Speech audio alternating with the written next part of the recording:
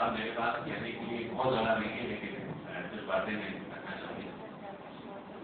सबसे पहले तो ये है कि मुझे लगता है कि जो सामाजिक और या न्याय का पूरा विमर्श है वो हमारी पूरी सामाजिक संरचना के लिए एक एलियन विमर्श है, बाहर का विमर्श है, क्योंकि हमारे समाज में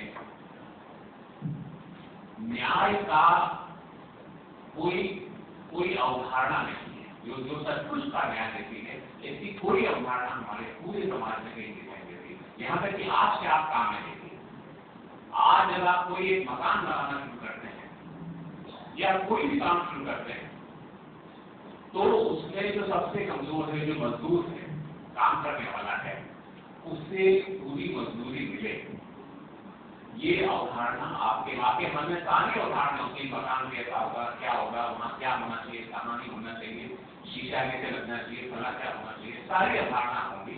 लेकिन एक जो बुनियादी चीज है कि जो काम करने वाले हैं उन्हें भी पूरी मजदूरी मिलनी चाहिए, ये अवधारणा हमारे पूरे सोच से गायब और हर लेवल पर, हर स्तर पर। और इसका कोई प्रतिकार जो है हमारे समाज में, कोई मजबूत प्रतिकार का नहीं हो। तो एक तरह से इनबिल्ट है हमारे समाज में दान देने की बात है। क्यों दान देने की बात है? क्योंकि आपने ये प्रिज्यूम कर रखा है कि एक आदमी एक ऊंची स्थिति में है, एक आदमी को धनवान रहने का हक है, और धनवान है वो तो कुछ लोगों को दान करेगा। वहाँ कहीं कोई आपको पूरे मेरा कोई समाजशास्त्र का ज्ञान बहुत पूर्ण नहीं है, या मैं उसका विद्यार्थी भी नहीं हूँ, लेकिन जहाँ तक मेरी समझ है उसमें सामाजिक न्याय की अवधारणा हमारे लिए बहुत ही वास्तविक धारणा है।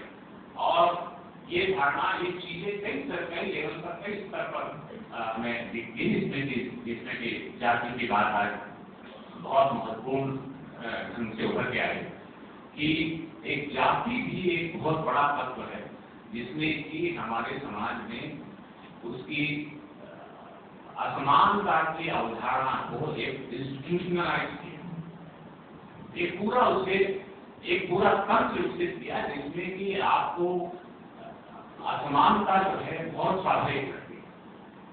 एक दलित के साथ जो आप व्यवहार करते हैं या एक स्त्री के साथ जो आप व्यवहार करते हैं परिवार में, वो आपको बहुत एक आदिवासी के साथ जो व्यवहार करते हैं, मजदूर के साथ जो व्यवहार करते हैं, वो आपको पूरी तरह प्राप्त कर सकता है। उसमें कहीं कोई कठिनाई या कोई अपने अंदर सवाल पैदा नहीं होते, लेकिन पूरा एक इंस्टीट्यूशन बन चुका है उसका, जो आपको इस सारी धारणा को, इस असमानता की, अन्याय की धारणा को आपके लिए एक मजबूत आधार प्रदान करता है। उसके धार्मिक तर्क हैं, उसके सामाजिक तर्क हैं, उसके आर्थिक तर्क हैं, वो सब उपलब्ध कराता है। तो मुझे लगता है कि ये इसको सिर्फ दलित के संदर्भ में ही या स्त्री के संदर्भ में ही देखना पर्याप्त नहीं है।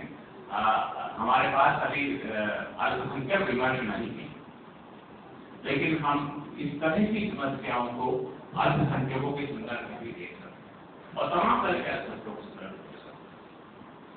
हमारे पास आज कोई आदिवासी विमर्श नहीं, तो हम आदिवासियों के वो हमारी प्रॉब्लम का, हमारी समस्या का हिस्से के तौर पर नहीं देखते। लेकिन ये हमारा सौभाग्य है कि पिछले 10, 15 सालों में हमारे हिंदी समाज में दो तरह के विमर्श पैदा हुए, जो एक तो आदिवासी है, तो दलित विमर्श और एक स्त्री विमर्श, और बहुत से सवाल जो कि हमारे दिमागों में कभी आते ही नहीं थे, जिनको हमने प्रिज्यूम कर रखा था कि ये रिजॉल्व हो चुके हैं, ये कोई समस्या ही नहीं है, ये हमारी संवेदना और सोच के विषय भी नहीं है, वो सवाल बार बार हम लौट के आ रहे हैं। प्रेमचंद पर वाल्मीकि जी का रूप जो है बहुत, मैं जानता हूँ, बहुत सकारात्मक रहा है, लेकिन हमारे लेखक बड़े लेखक हैं और बड़े लेखक रहेंगे, जैसे वाल्मीकि जी ने भी कहा, लेकिन बहुत सी चीजें हैं, बहुत से सवाल हैं जो आप प्रेमचंद से कर सकते हो। और क्यों नहीं साहित्य में सवाल करने की छूट होनी चाहिए? क्यों हम प्रेमचंद हैं तो हम उनसे सवाल नहीं कर सकते? क्यों मुक्तिबोध से हम सवाल नहीं कर सकते? और तब हम ओम प्रकाश वाल्मीकि से क्यों नहीं सवाल कर सकते? करेंगे, उनसे सवाल भी होगा, आगे की जो पीढ़ियां आएंगी उनसे भी सवाल करेंगे। कि तुम्हारा दलित मर्द जो है वो उसकी सीमाएं क्या हैं, वो इसको समझाएंगे, वो बताएंगे, वो हमें भी बताएंगे, सब लोग बताएंगे। और इसमें प्रेमचंद की भी सीमाएं, लेकिन वो हमारे साथी हैं, हमारे सहयोगी हैं। अगर वो विमर्श को वहां तक नहीं ले जाते, मैं समझ सकता हूँ कि एक कोई भी आदमी, कोई भी सोचने विचारने वाला संवेदनशील आदमी बहुत सी चीजों को नहीं देख पाता है। बड़ा से बड़ा लेखक के लिए भी सारी चीजों को समझना और सारी चीजों को सही पर्सपेक्टिव में समझना बहुत कठिन होता है, बहुत समस्याजनक होती है। लेकिन प्रेमचंद ने अपने समय में इस हद तक अपने अंदर के अंतर विरोधों को रिजॉल्व किया, वो एक बड़ी चीज है। और उसी ने हमें आगे रोशनी दी है। वो वही रोशनी जो है आगे बढ़ते आज यहाँ तक आए थे कि हम उन पर भी सवाल कर रहे थे।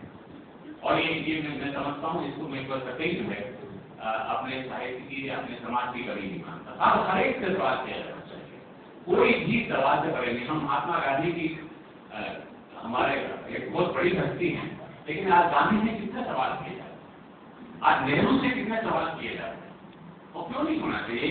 एक लोकतांत्रिक समाज में ऐसे